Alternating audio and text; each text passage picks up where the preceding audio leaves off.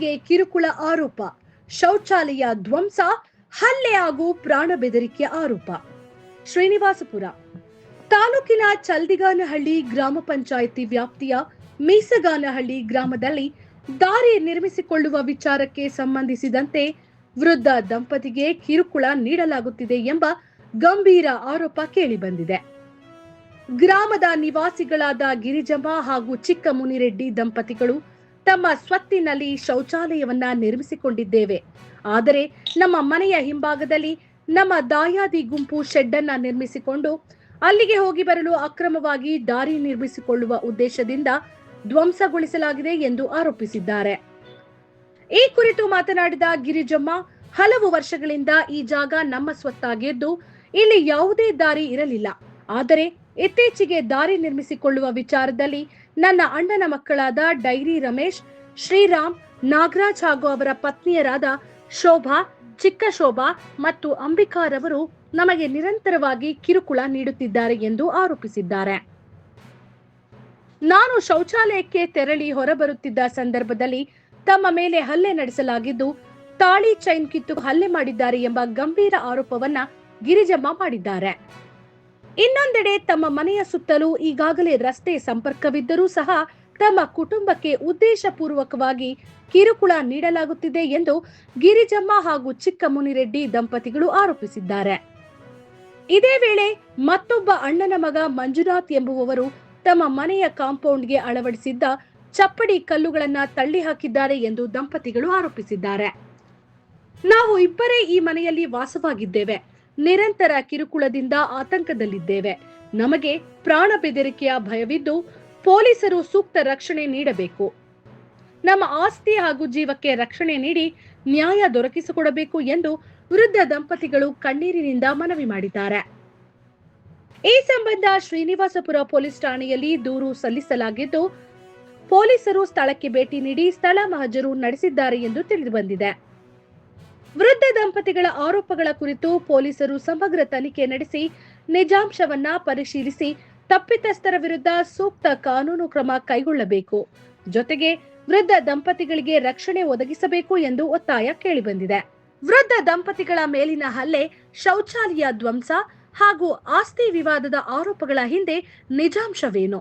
ಪೊಲೀಸರು ನಡೆಸುವ ತನಿಖೆಯಿಂದಷ್ಟೇ ಸತ್ಯಾಂಶ ಹೊರಬರಬೇಕಿದೆ. ಟಾಯ್ಲೆಟ್ ಬಂದೆ ಇಲ್ಲಿಗೆ ಬರಂದು ಈಚೆಗೆ ಬರೋ ಅಷ್ಟೊತ್ತು ಮೂವರು ಹೆಂಗಸರು ಮೂವರು ಗಂಡಸರು ಬಂದು ತಳ್ಳಿಬಿಟ್ಟು ಹೊಡೆದ್ಬಿಟ್ಟು ಕಾಲಿಗೆ ಕತ್ತಿಸ್ಕೊಂಡು ತಾಳಿ ಎಲ್ಲ ಕಿತ್ತಾಕಿದ್ರು. ಯಾಕೆ ಏನು ಅಂದರೆ ನಿನ್ನನ್ನು ಸಾಯಿಸ್ತೀನಿ ಹಂಗೆ ಹಿಂಗೆ ಅಂತ ಹೇಳ್ಬಿಟ್ಟು ಬೆದರಿಸಿದ್ರು. ತಳ್ಳಿಬಿಟ್ಟು ನನ್ನ ಮನೆಯೊಳಗೆ ಹೊರಟೋದೆ, ಬೈಕ್ಗೆ ಹೊರಟೋಗಿ ಬಾಗ್ಲು ಹಾಕ್ಕೊಂಡೆ. ಯಜಮಾನ್ರಿಂದ ನಾನು ಇದ್ದಿದ್ದು ಒಬ್ಬಳೆ. ಅಂದಮೇಲೆ ಯಜಮಾನಪ್ಪನ ಫೋನ್ ಹಾಕಿದೆ. ಅವ್ರು ಬಂದು ಬರೋ ಅಷ್ಟೊತ್ತು ಗಡಾರಿ ಮುಚ್ಚು ಶಂಕೆಯಲ್ಲಿ ಎತ್ಕೊಂಬಂದು ಓಡಿಸ್ಕೊಂಬಂದ್ರು, ನಿಮ್ಗೆ ಸಾಯಿಸ್ತೀರಿ ಹಂಗೆ ಹಿಂಗೆ ಅಂತ ಬೆದರಿಸಿದ್ರು. ಅಂದಮೇಲೆ ಯಜಮಾನಪ್ಪನ ಕರ್ಕೊಂಡು ನಾನು ಹೊರಟೋದೆ. ಅಂದಮೇಲೆ ಪೊಲೀಸ್ಗೆ ಫೋನ್ ಹಾಕಿದೆ. ನಮ್ಗೆ ರಕ್ಷಣೆ ಬೇಕು. ಬೆಳಗ್ಗೆ 7 ಗಂಟೆಯಲ್ಲೇ ಇಷ್ಟೆಲ್ಲ ಆಯಿತು. ರಾತ್ರಿ ಮನೆಯೊಳಗೆ ಬಂದು ಕತ್ತಿಸ್ದಿರ ಇಕ್ತಾರೆ ಇವರು. ನೀವೇ ಅರ್ಥ ಮಾಡ್ಕೊಳ್ಳಿ. ಆಗಲೇ ಯಾರೂ ಬರಿಲ್ಲ. ನನಗೆ ಆಪ್ರೇಷನ್ ಆಗಿದೆ. ಉಣ್ಣು ಸತ್ತವ್ರಿಗೆ ಆಗಲೇ ಯಾರು ಏನು ಹೆಚ್ಚು ಕಮ್ಮಿ ಅಂತ ಯಾರೂ ಬಂದಿಲ್ಲ. ಎಲ್ಲ ನಿಂತ್ಕೊಂಡು ನೋಡ್ಕೊಂಡಿದ್ದೇವೆ ಅಂತೂ ಯಾರೂ ಬಂದಿಲ್ಲ. ಸಾಯಿಸಿದ್ರೇನು ಅಷ್ಟೇ ತಾನೇ. ನಮ್ಗೆ ರಕ್ಷಣೆ ಬೇಕು, ನ್ಯಾಯ ಬೇಕು. ಏನು ವಿಚಾರವಾಗ ಗಲಾಟೆ ಆಗಿದ್ದು? ವಿಚಾರ ಏನು ನೋಡಿ, ನಮ್ಗೆ ರೋಡ್ ಬೇಕು, ದಾರಿ ಬೇಕು ಅಂತ ನನ್ನನ್ನು ಕೆಲಸ ಕೊಟ್ಟಿತ್ತು. ಹಂಗೆ ಮಾಡಿದ್ದು.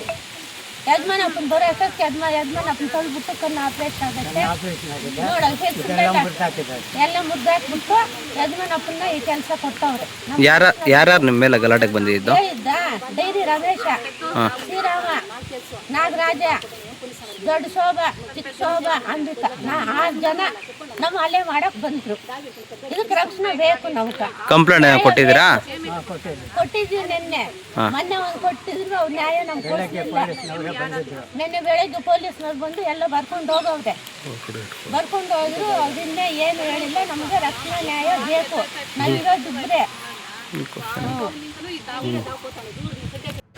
ಇಲ್ಲ ಸರ್. ಇನ್ನೇನು ಮಾಡೋದಲ್ಲ ಹೊರಗೆ. ನಾನು 50 ವರ್ಷದಿಂದ ಇಲ್ಲಿರೋದು. ಮನೆ ಕಟ್ಟ ಬಾತ್ರೂಮ್ ಎಲ್ಲ ಯಾರು ಹೊಡೆದಾಕಿರೋದಮ್ಮ? ಅವ್ರ ಗಡಾರಿ ಸಂತೆಯಲ್ಲಿ ಎತ್ಕೊಂಡ್ಬಂದು ಹೊಡೆದಾಕಿದ್ರು. ನಾನು ಒಬ್ಳೇನು ಮಾಡೋದು, ನಾನು ತೊಳ್ಬಿಟ್ಟು ಇದು ಮಾಡ್ಬಿಟ್ಟು ಬೇಯಿಸ್ಬಿಟ್ಟು ನಾನು ಮನೆಯೊಳಗೆ ಕೊಟ್ಟೋದೆ.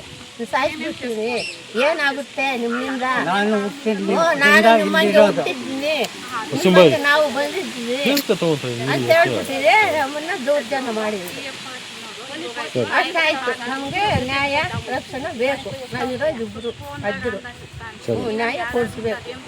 ಇಲ್ಲಾಂದ್ರೆ ನಾವು ಸುತ್ತ ಹೋಗ್ತೀವಿ. ಇಲ್ಲನ್ನ ಹೋಗಿ ನಾವು ಆತ್ಮಹತ್ಯೆ ಮಾಡ್ಕೊಳ್ತೀವಿ. ನ್ಯಾಯ ಬಂದು ಕೊಟ್ಟು ನಮ್ಗೆ ಯಾರು ಜವಾಬ್ದಾರಿ? ಯಾರು ಬಂದಿಲ್ಲ. ಯಾರು ಬರ್ತದೆ?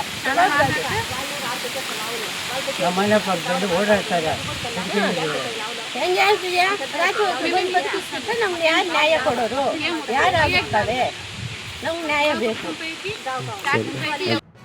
ಸುಪ್ರಿ ಕಲ್ಲು ಫಸ್ಟು ತೊಳ್ಬಿಟ್ರು, ಮತ್ತೆ ಗುಳಿ ತೊಳಿ ಮತ್ತೆ ಉಳಿದ್ವಿ. ತಿರ್ಗಿ ಮತ್ತೆ ಕಸ ಹಾಕಿ ಮತ್ತೆ ತೊಳ್ಳಾಕವ್ರೆ. ಯಾರಮ್ಮ? ಭಾವನ ಮಗನ ಹುಡುಗನು, ಎರಡನೇ ಭಾವನ ಮಗನು ಮಂಜುನಾಥ.